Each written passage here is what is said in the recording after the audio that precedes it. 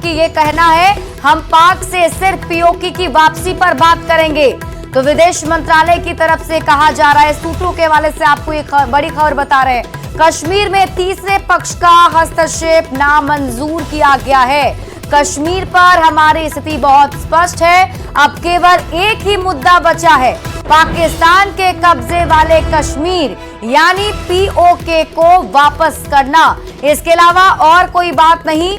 अगर वे आतंकवादियों को सौंपने की बात करते हैं तो हम बात कर सकते हैं, मेरा किसी और विषय पर कोई इरादा नहीं है। हम नहीं चाहते कि कोई मध्यस्थता करे, हमें किसी की मध्यस्थता की जरूरत नहीं है। तो बड़ी खबर आपको सूत्रों के हवाले से बता रहे हैं। देखिए, ऑपरेशन सिंदूर से जुड़ी एक और बड़ी खबर आपको बता दें। ऑपरेशन सिंदूर पर पीएम मोदी का साफ संदेश था।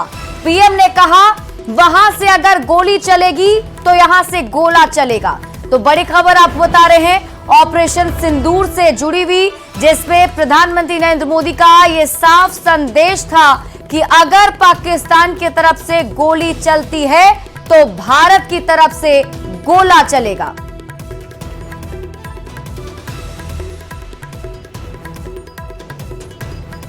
तो ऑपरेशन सिंदूर से जुड़ी आपको बड़ी खबर बता दें। देखिए, प्रधानमंत्री नरेंद्र मोदी की तरफ से यह साफ संदेश दे दिया गया था कि अगर पाकिस्तान की तरफ से गोली चलाने की कोशिश की गई, क्योंकि आपको पता है कि कल ही सीज फायर की डील हुई थी और उसके बाद भी पाकिस्तान ने सीज फायर का उल्लंघन किया था, गोलीबारी की थी। तो ऐसे में संदेश कि अगर गोली चलती है तो भारत गोला से इसका जवाब देगा।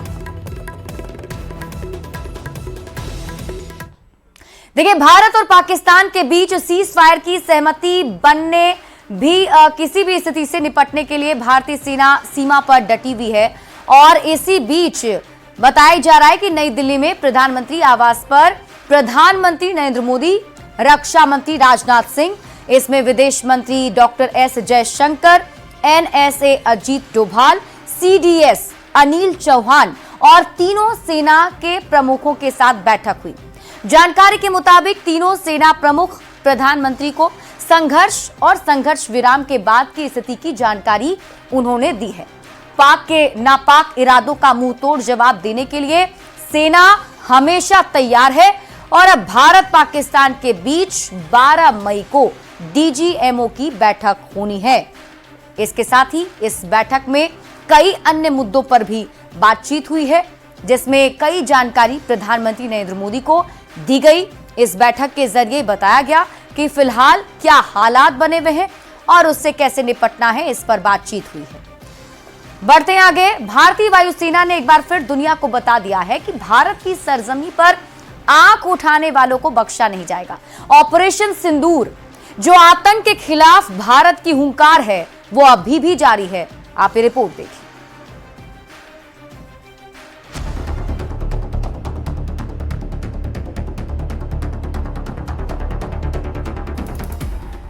सात मई 2025 को शुरू हुआ ऑपरेशन सिंदूर भारत की जवाबी कार्रवाई का प्रतीक है, जो 22 अप्रैल को पहलगाम में हुए आतंकी हमले का करारा जवाब है। इस हमले में 27 मासूमों की जान गई थी। भारत भी चुप नहीं बैठा। भारतीय वायुसेना और सेना ने मिलकर पाकिस्तान और पीओके में 9 आतंकी ठिकानों को निशाना बनाया। सूत्रों के मुताबिक इस ऑपरेशन में 100 से ज्यादा आतंकवादी ढेर किए गए। भारतीय वायुसेना ने साफ किया है कि ऑपरेशन सिंदूर अभी खत्म नहीं हुआ है। आईएएफ का कहना है, हमने टारगेट किए गए सभी लक्ष्य सटीकता और जिम्मेदारी के साथ पूरे किए। यह अभियान देश के हितों के लिए सोच समझकर चलाया गया है। वायुसेना ने देशवासियों से अफवाहों पर ध्यान न देने और सही जानकारी का इंतजार करने की अपील की है। रक्षा मंत्री राजनाथ सिंह ने ऑपरेशन सिंदूर को भारत की मजबूत इच्छा शक्ति का प्रतीक बताया और कहा कि ये नया भारत है जो आतंकवाद के खिलाफ सरहद के इस पार और उस पार दोनों तरफ कार्रवाई करता है। आतंकियों के लिए अब कोई जमीन सुरक्षित नहीं। ऑपरेशन सिंदूर सिर्फ एक सैन्य कार्रवाई भर नहीं है, बल्कि भारत की राजनैतिक, सामाजिक और सामरिक इच्छा शक्ति का प्रतीक है। यह ऑपरेशन आतंकवाद के खिलाफ भारत की दृढ़ इच्छा शक्ति का और सैन्य शक्ति की क्षमता और संकल्प शक्ति का भी प्रदर्शन है। हमने दिखाया है, भारत आतंकवाद के खिलाफ जब भी कोई कार्रवाई करेगा तो आतंकवादियों और उनके आकाओं के लिए सरहद पार की जमीन भी सुरक्षित नहीं रहेगी। पाकिस्तान ने सीजफायर का उल्लंघन कर ड्रोन और मिसाइल हमले की कोशिश की, लेकिन भारत की S-400 डिफेंस सिस्टम और वायुसेना ने हर नापाक मंसूबे को नाकाम कर दिया। ऑपरेशन सिंदूर ने न सिर्फ आतंकियों को सबक सिखाया, बल्कि दुनिया को दिखा दिया कि भारत अब चुप नहीं रहेगा। Bureau report, news 18।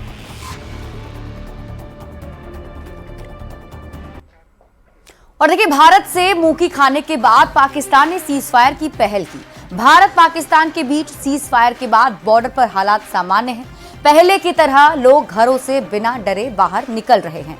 सड़क पर चहल पहल है और स्थिति अब नॉर्मल हो चुकी है। पंजाब का अमृतसर, जम्मू कश्मीर का राजौरी, बारामूला, पुंछ या पंजाब का पठानकोट, फिरोजपुर या फिर राजस्थान का जैसलमेर, सीज फायर के बाद से ही इन सभी जगहों पर अब सब कुछ ठीक नजर आ रहा है।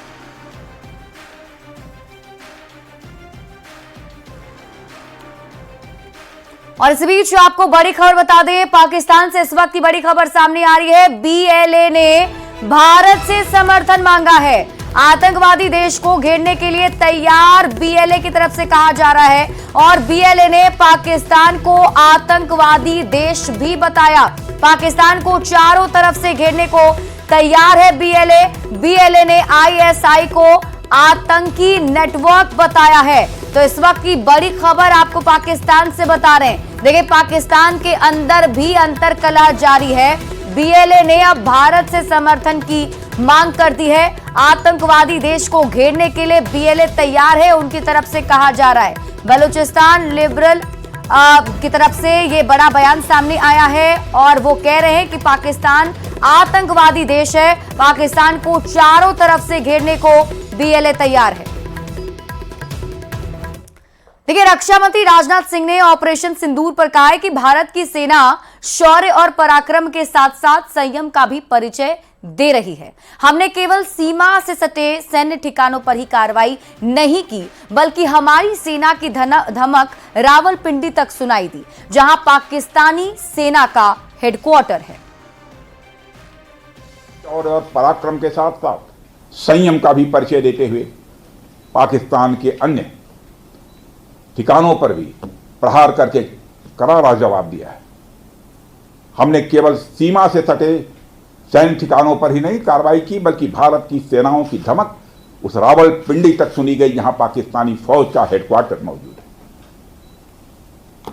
मित्रों, भारत में आतंकवादी घटनाएं करने और कराने का क्या अंजाम होता है, यह पूरे विश्व ने उरी की घटना के बाद देखा, जब हमारी सेना ने पाकिस्तान में घुसकर सर्जिकल स्ट्राइक की। पुलवामा के बाद देखा, जब बालाकोट पर एयर स्ट्राइक की गई, और अब पहलगाम की घटना के बाद दुनिया देख रही है कि जब भारत ने पाकिस्तान के भीतर घुसकर मल्टीपल स्ट्राइक्स की हैं।